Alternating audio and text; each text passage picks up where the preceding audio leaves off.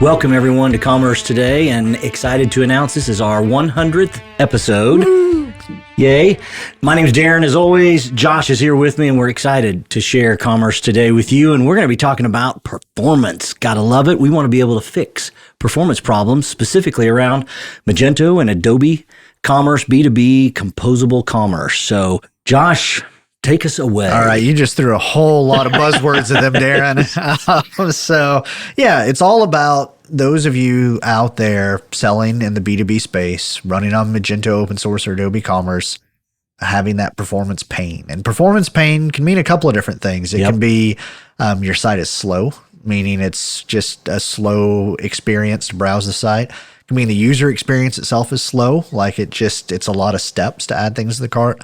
It could mean that your site crashes a lot. Sadly, see that a lot too. And that is really kind of what I wanted to talk about today. I've seen a lot of those frustrations lately, and it's funny. You go talk to a composable platform out there, and there's some great ones, and they're going to tell you, oh, you have to move away from Magento or Adobe Commerce, move to a truly composable solution to solve those problems.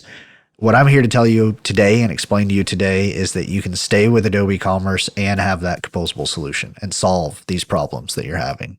Well, that's great news. So we're very excited. So I guess the next question is, well, why are we facing these problems, Josh?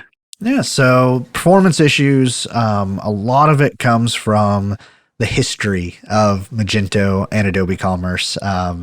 And that's a whole other episode, both the corporate history and the code and technical history. But really, the background of both of those platforms, they share a common base, is a monolithic architecture. And monolith has become almost this bad word the last few years in software engineering. But all monolith really means is all your code is in one application. You have one big application that does everything. So Magento, open source, you can go out on GitHub, you can look at it, you can see all those beautiful PHP files, and all of those files, you have to have all of those files, the one big monolith, to run Magento, to have your Magento site. So even though there's been so much added to Magento since the early days when it was built as that monolith, and even the transition of Magento 2 kind of opened up the API, really started moving it towards more headless solutions. So many people that are experienced with Magento and Adobe Commerce will operate from that monolithic mindset. And I think that's going to be my new buzzword, monolithic mindset. What I mean by that is they build everything like a monolith. So we talked in the PIM episode about how some people will integrate their PIM with their ERP and their e-commerce platform with their ERP by going out and buying an extension for that monolithic e-commerce platform. And that's basically just putting even more into your monolith. And that's a mindset, that monolithic mindset, you got to move past that. But we'll talk about that in the next segment. Also, going back to the history of Magento and Adobe Commerce, it's based on some of the best, most cutting-edge front-end technologies of 2015.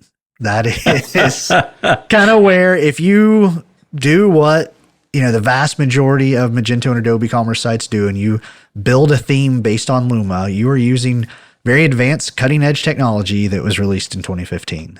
So that your site's going to be slower. It's going to be less mobile responsiveness, things like that. But again, there's a lot of platforms out there that point to that and say, see, this is why you need to switch to our platform.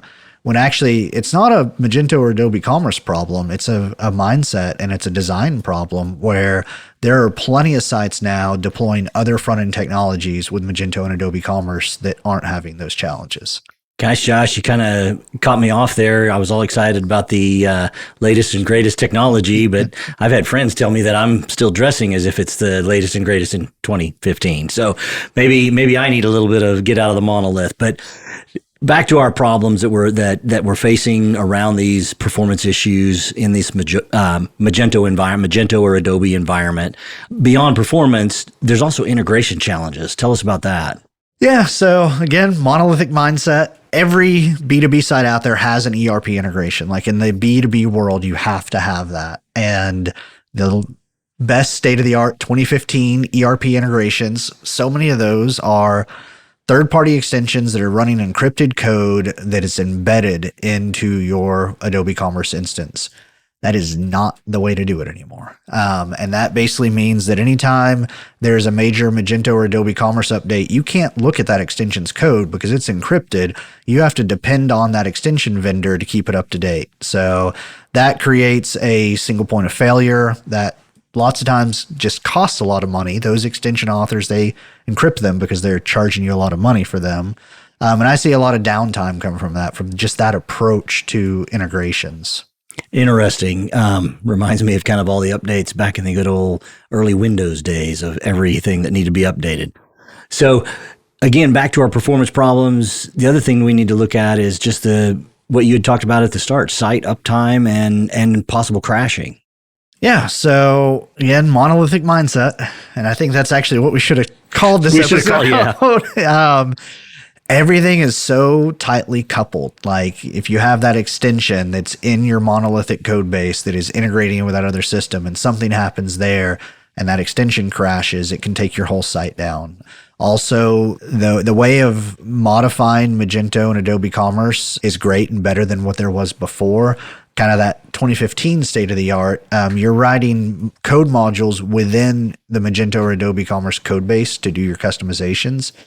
If there's an error in one of those, can take the whole site down. And so that's where updating that mindset and moving, as we'll see in a little bit, into a different mindset can definitely help avoid that those crashing and uptime issues. And the last on our list here is maintenance costs. Just how do you keep this up? And I'm betting you're going to say monolithic mindset. Yep. That's definitely a big part of it. When everything is connected into one code base, changing one thing affects everything.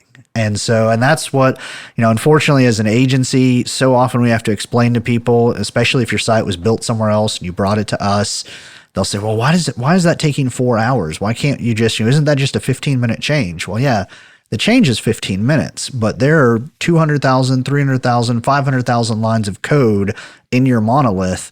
Any one of those lines now might break. We need to do some pretty thorough testing. And so when everything is built into that one box, you kind of have to test the whole thing every time you change anything, and it just drives your maintenance costs up. Well, we talked about these problems. We kind of beat the monolithic mindset to death here. How can we fix these problems? And I'm guessing composable commerce is a piece of that for sure. Definitely. So shifting to a composable mindset, which I need to come up with a better term for that. Exactly. It's a monolithic mindset, but having a composable mindset and really looking at things through a composable commerce lens. So first thing, we talked about performance issues. Well, with a composable mindset, you really ought to look at headless front-end solutions. And there are many, many headless front-end solutions. And that basically decouples or breaks kind of the front end out of the monolith, puts it into its own separate little box.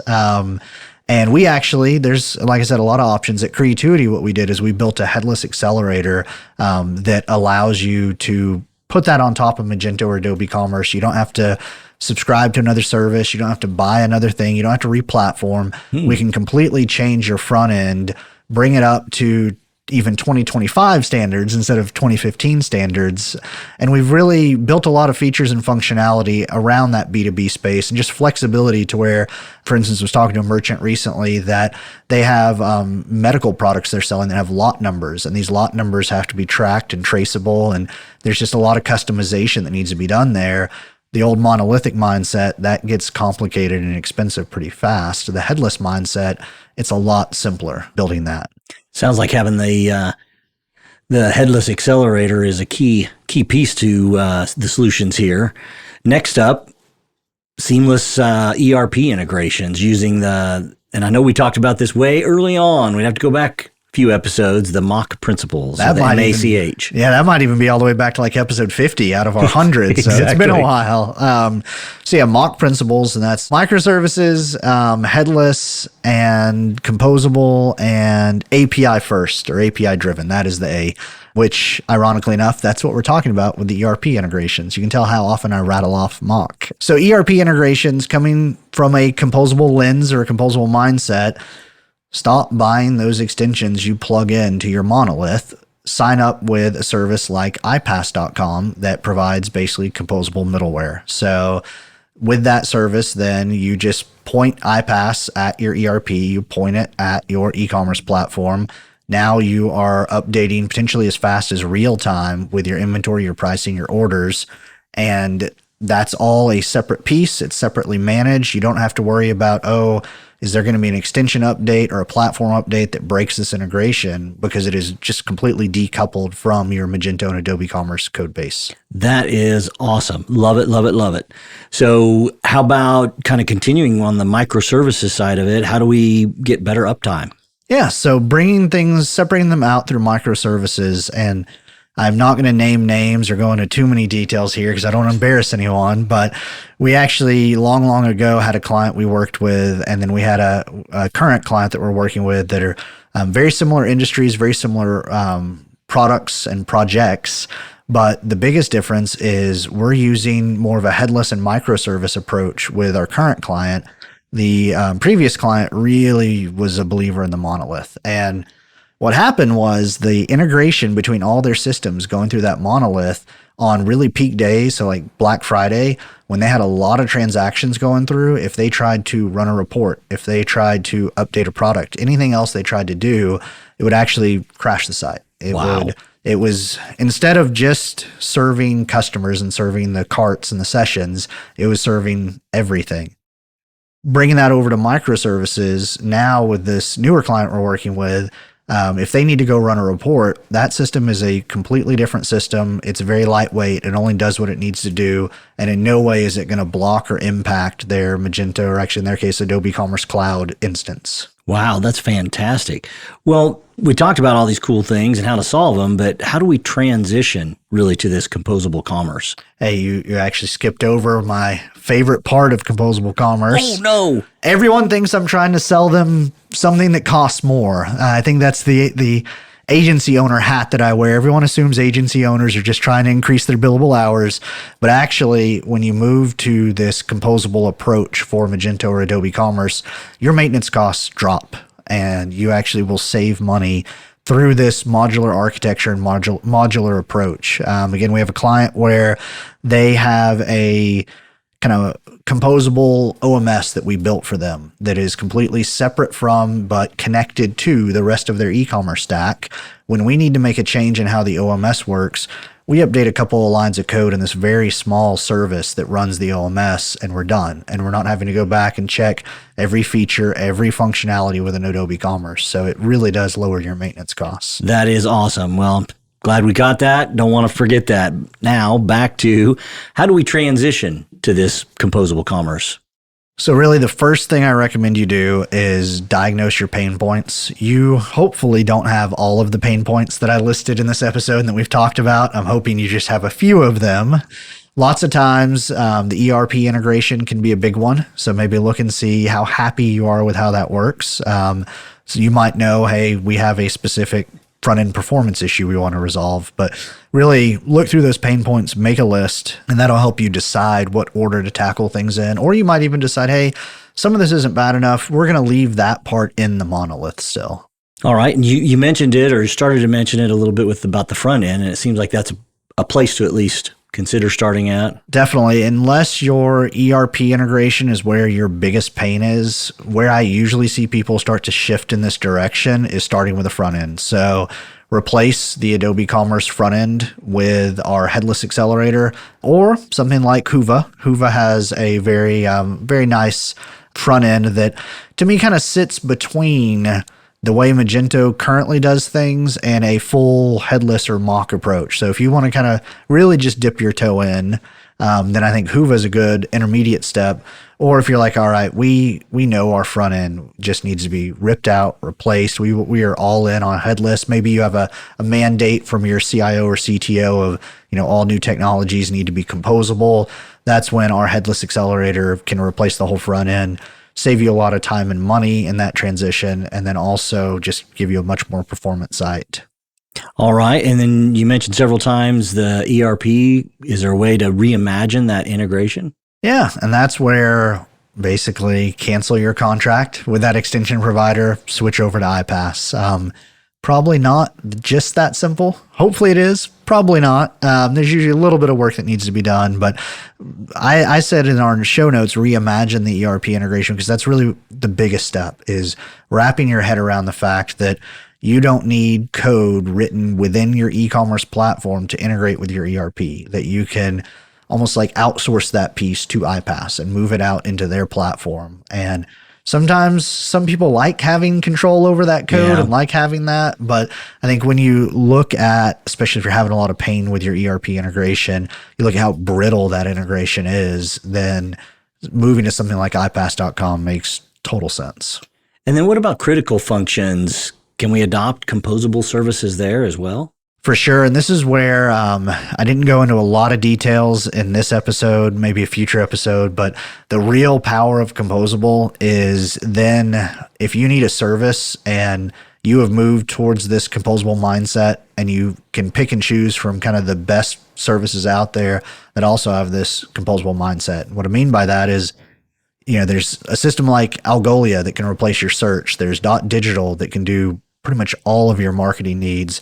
ShipStation, like different pieces of saying, okay, I want to find, here are the needs and pain points I've identified. I want to find the very best solution to solve that exact thing. And once you've moved into this composable world, it doesn't really matter what e-commerce platform you're on. All that matters is, okay, I'm thinking in this composable mindset. I've architected my Adobe Commerce installation in a composable way. This service has something that can connect to that. Done. And it's so much simpler than the old-fashioned ways. I can only imagine. It sounds awesome. There's one other one here, and I really like this one as well. It's kind of that iterative deployment. How can that help us out?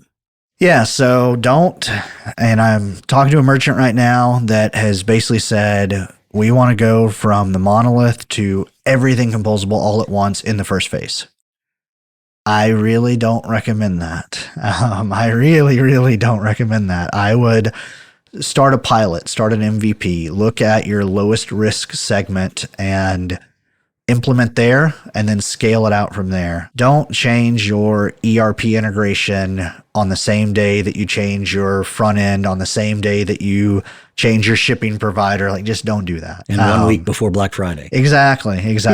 And that's where, especially in the B2B space, I think that moving to our headless accelerator or moving to a headless solution for your front end is a great low risk way to start moving in this direction, get some really good early wins, but not put too much risk into the project. Gotcha. Well, gosh, we've really hit on all of the key pieces around this composable commerce can solve your performance problems, increase uptime, basically simplify the integration and reduce those challenges, reduce maintenance costs. How key is that? Everybody loves that. So it's so important that you really take this and there's a solution that we have with our headless accelerator as well as others, Hoovah's out there. What else would you say, Josh, just as kind of closing this out or in summary, that you want people to walk away with? This is a big shift, and it's first and foremost a mindset shift for you, the e-commerce director, and then for whomever you're reporting to.